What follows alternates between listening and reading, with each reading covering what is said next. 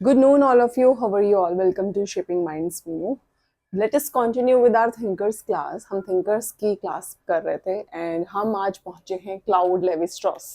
इनके बारे में हम पढ़ेंगे. जो क्लाउड लेवी स्ट्रॉस हैं उन्होंने एक second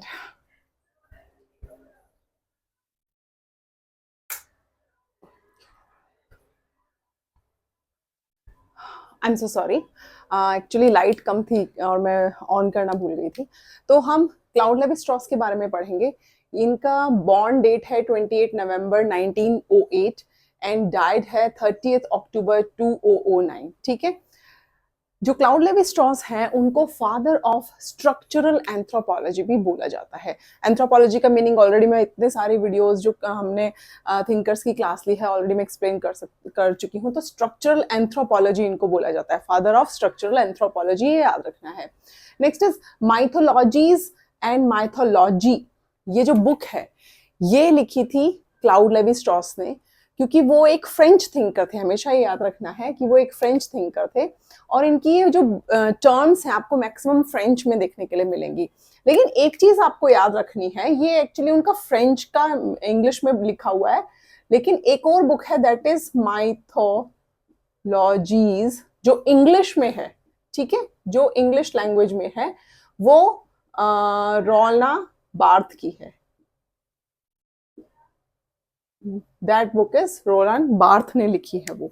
next is bricolage, bricoleur and mytheme. इसका मीनिंग क्या है? What happen? नो नहीं बेटा. ब्राइकोलेज, ब्राइकोल्योर एंड माइथीन, ये जो थ्री आपको वर्ड्स दिख रहे हैं ना, ये फ्रेंच वर्ड्स हैं. और जो क्लाउड लेवी स्ट्रॉस हैं, क्योंकि उन्होंने मिथ की बात की थी कि देखिए बहुत सारे मिथ्स हैं, जैसे कि हमारे इंडिया में भी है ना महाभारत, रामायण, ये सब एक इमेजिनेशन करके और फिर वो माइथोलॉजीज लिखी गई हैं, है ना, मिथ्स हैं. वो रियलिटी में नहीं है ऐसा मानते हैं. तो क्लाउड लेवी स्ट्रॉस बोलते हैं कि जब आप बहुत सारे थीम्स को इकट्ठा, ब्राइकोलाज का मीनिंग क्या है? देखिए कोलाज हम करते थे ना, जैसे पहले एक नया एप्लीकेशन आया था जिसमें आप बहुत सारे पिक्चर्स को एक साथ एक ही फ्रेम में एडजस्ट कर लेते हैं, है ना. उसमें कुछ इस तरह से आपको ऑप्शंस मिले होते हैं कि आप ऐसे ऐसे करके अपने फोटोज यहाँ लगा सकते हैं या फिर ऐसे कर सकते हैं आप लोग. इस तरह से होता था कि यहाँ अलग, यहाँ पे अलग अलग लगा सकते हैं आप. तो ये क्या है? कोलाज है, यानी इकट्ठा करना. तो बहुत सारी थीम्स को इकट्ठा करना, दैट इज ब्राइकोलाज. एंड ब्राइकोल्योर मीन्स जो उस थीम को इकट्ठा कर रहा है, उसके लिए टर्म यूज होगी ब्राइकोल्योर, जो उन सबको एक साथ लेके आ रहा है. एंड माई थीम ये है कि हर एक माइथोलॉजी जो होती है, हर एक जो मिथ है, उसके पीछे कोई ना कोई थीम आपको देखने के लिए मिलता है. जैसे महाभारत का एक थीम था, रामायण का एक थीम था, एंड इसी तरह से एक ओडिसी करके एक बुक है जो माइथोलॉजी है, उसका एक थीम था. तो हर एक चीज का के पीछे कोई ना कोई रीजन, कोई ना कोई थीम होता है जिसको ध्यान में रख के पूरी की पूरी बुक लिखी जाती है. Next is binary opposition, raw and cooked.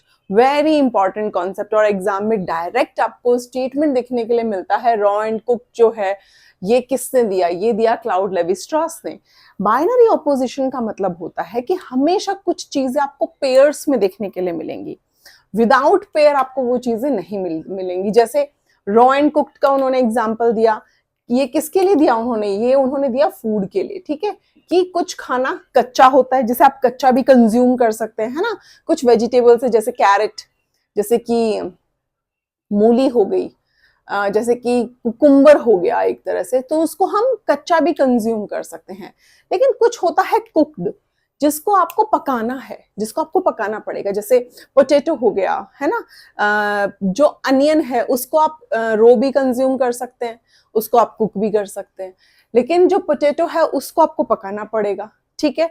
जैसे कॉलीफ्लावर है उसको भी आपको पकाना पड़ेगा. तो ये क्या है? रॉ एंड कुक्ड का. एंड बाइनरी, जैसे इसमें एक और एग्जांपल आप ले सकते हैं. कुछ लोग सक्सेसफुल हैं, कुछ लोग अनसक्सेसफुल हैं.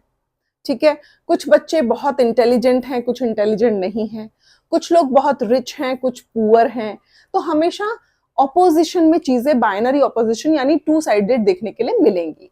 और वो ऑपोजिट होंगी एक दूसरे के। स्टैटिस्टिकल मॉडल ऑफ किनशिप की बात भी, और एक और चीज याद रखिएगा, ये जो कॉन्सेप्ट है ना रॉ एंड कुक्ड का, ये उन्होंने अपनी बुक सेवेज माइंड में इसके बारे में वो बात करते हैं, Claude Levi Strauss. Savage mind उनकी जो बुक है उसमें उन्होंने इस कॉन्सेप्ट को दिया है, ये याद रखना है क्योंकि एग्जाम में पूछा जा सकता है। Next is statistical model of kinship की बात करते हैं क्लाउड लेवी स्ट्रॉस। स्ट्रक्चरलिज्म के बारे में भी लिखा है क्लाउड लेवी स्ट्रॉस ने। फोनेम्स, फोनेम्स क्या होते हैं? फोनेम्स होते हैं प्रोनाउंस करना, किसी चीज को आप कैसे, उसके लिए क्या साउंड यूज करेंगे। जैसे आपने देखा है ना हमेशा कि जो आपकी मम्मी के साइड का रिलेशन है उसमें जो मम्मी की सिस्टर है उसके लिए, मतलब जो आप वर्ड यूज कर रहे हैं, जो आपकी मम्मी की सिस्टर हैं उनको आप मौसी बोलेंगे, जो आपकी मम्मी के ब्रदर हैं उनको आप मामा बोलेंगे। तो ये क्या है? ये फोनेम्स है, फोनोलॉजी है, यानी आप क्या साउंड निकल रही है। Alliance theory, elementary, semi complex and complex. जो क्लाउड लेवी स्ट्रॉस हैं वो अलायंस थ्योरी की बात करते हैं। एंड अलायंस थ्योरी उन्होंने अपनी book elementary structure of kinship, ये याद रखिएगा, एलिमेंट्री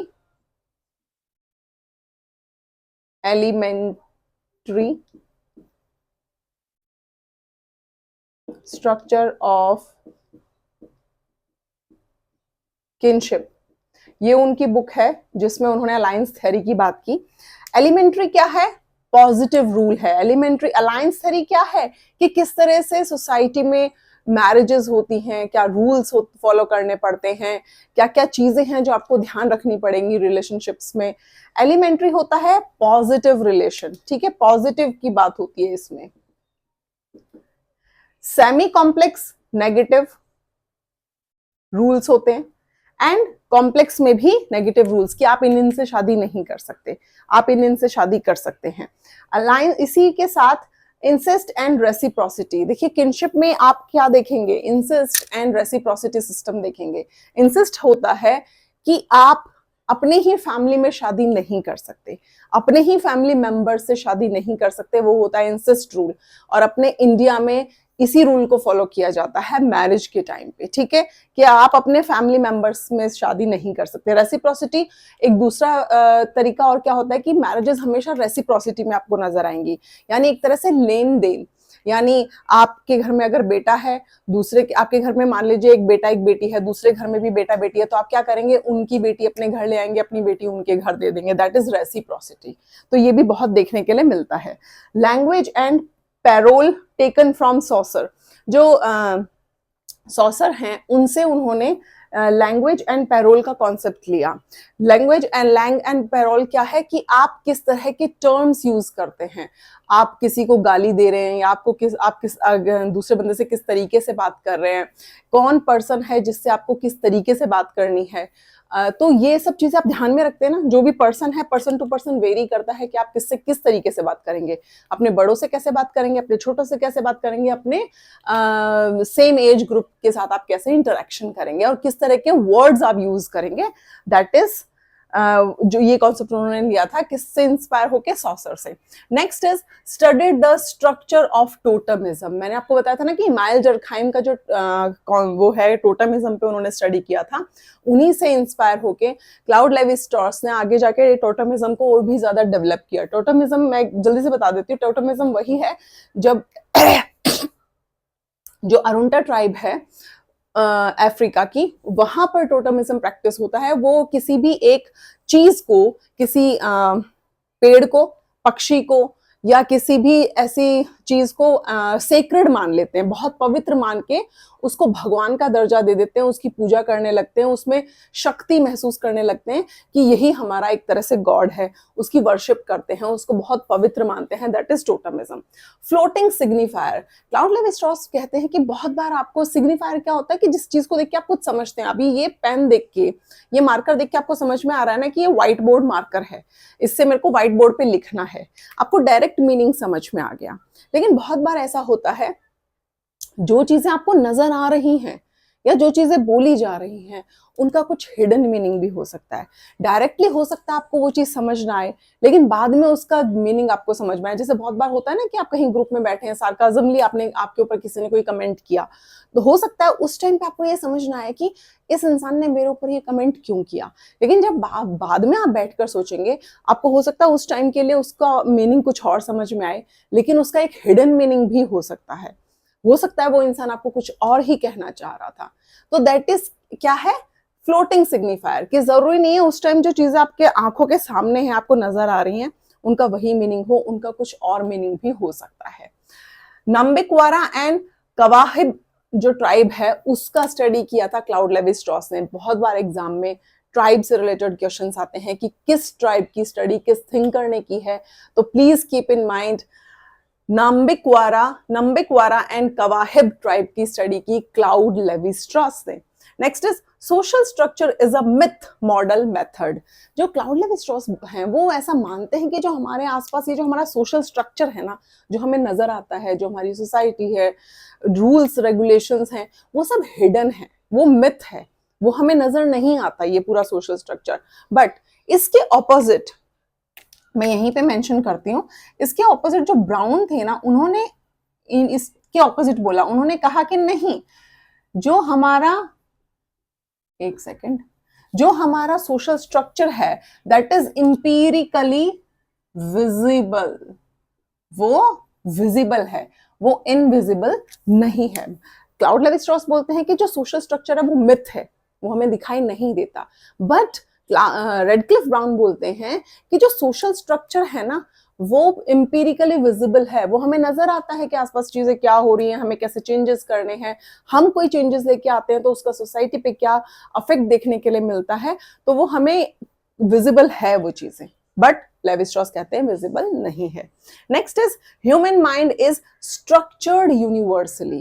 क्लाउड लेवी स्ट्रॉस ने ये टर्म यूज की कि जो ह्यूमन माइंड है, हो सकता है हम ऊपर से बहुत अलग नजर आए, मैं अलग दिखती हूँ, आप अलग दिखते हैं, आपका सोचने का तरीका कुछ और होगा, मेरा सोचने का तरीका कुछ और होगा, मेरी बेटी कुछ अलग तरीके इस तरह से दिखाई देगी, उसके अलग कुछ हैबिट्स होंगे, उसके कुछ गोल्स होंगे, रोल्स होंगे। बट जो हमारा ह्यूमन माइंड है ना, हमारा जो माइंड का स्ट्रक्चर है अंदर वाला, वो एक जैसा है। कहीं ना कहीं जरूर किसी ना किसी लेवल पे हम एक जैसा फील करते होंगे। फॉर एग्जाम्पल, जब कभी मान लीजिए टीम इंडिया हार जाती है पाकिस्तान से, ठीक है, तो हम सब कैसा फील करते हैं, हमें बहुत गुस्सा आता है, हम बहुत सैड फील करते हैं कि अरे हमारी टीम को हारना नहीं चाहिए था।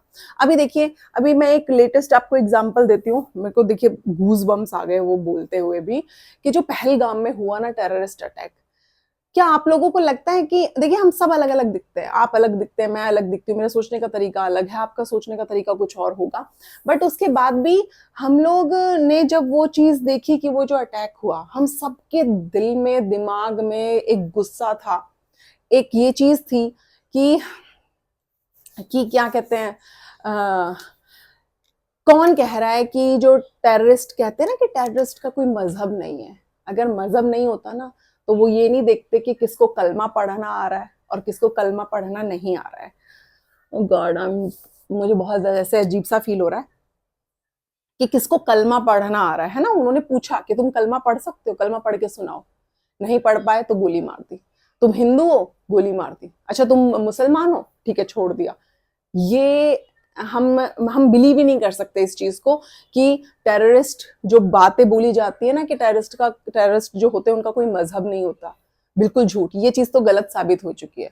तो ये क्या था, ये वही चीज है कि आपका, हम सबने क्या फील किया, हम सबने गुस्सा फील किया, हम सभी को उस चीज के लिए बहुत गुस्सा है, हमें बुरा लग रहा है, हम ये चाहते हैं कि सरकार जल्दी से कोई एक्शन ले और उनको दिखाए कि उन लोगों ने जो किया है ना उसके लिए उन लोगों को जरूर भुगतना पड़े। और जो जिन लोगों की फैमिलीज बेचारे, जिन मतलब इंटेंशनली कैसी चीजें की गई हैं कि उनके हस्बैंड को मार दिया, किसी के फादर को मार दिया, मतलब घर में जो मेन बंदा है उसको आप मार रहे हो, पीछे बच्चों को और उनकी वाइफ को या उनके सिस्टर्स को छोड़ रहे हो। किस लिए छोड़ रहे हो? मतलब जिंदगी भर तड़पने के लिए, है ना। तो ये कैसा माइंडसेट था, सोचिए कितनी गंदी सोच है इस दिमाग के पीछे लोगों के, कि वो किस तरह से प्लानिंग करके और फिर चीजों को आगे जो उन लोगों ने किया। तो हम सब ने क्या उस टाइम ऐसा हुआ कि हम में से कोई भी खुश हुआ वो चीज देख के? नहीं। That is human structure universally, यानी कि यूनिवर्सली हम लोगों का जो ह्यूमन माइंड है वो एक ही तरह से काम करता है। बेशक हम अलग अलग रिलीजन से हो, अलग कास्ट से हो, बट हम इंडियंस हैं, है ना। तो उस टाइम पे हम सबके दिमाग में एक ही चीजें थी, that is human mind is structured universally. Next is जो क्लाउड लेवी स्ट्रॉस ने बताया, studied unmarried women issues through graphical method. ये हमेशा याद रखना है कि ग्राफिकल मेथड जहां भी लिखा होगा, ग्राफिकल मेथड की बात करते हैं हमेशा क्लाउड लेवी स्ट्रॉस। एंड उन्होंने unmarried women and married women के जो इश्यूज थे उसको ग्राफिकली स्टडी किया, ग्राफिकल मेथड उस पर अप्लाई किया। तो ये था हमारा आज का concept, that is cloud Levi straws. हमारे जो थिंकर थे उनको हमने कंप्लीट किया। एंड प्लीज किसी को कुछ भी इशू है, कुछ भी समझ में नहीं आता है, कमेंट सेक्शन में आप लोग मैसेज कर सकते हैं। अगर वीडियो इन्फॉर्मेटिव लगता है तो एक छोटा सा मैसेज मुझे मोटिवेट करने के लिए जरूर आप ड्रॉप कर सकते हैं। Thank you so much. Please do like, subscribe and share my YouTube channel. Bye bye.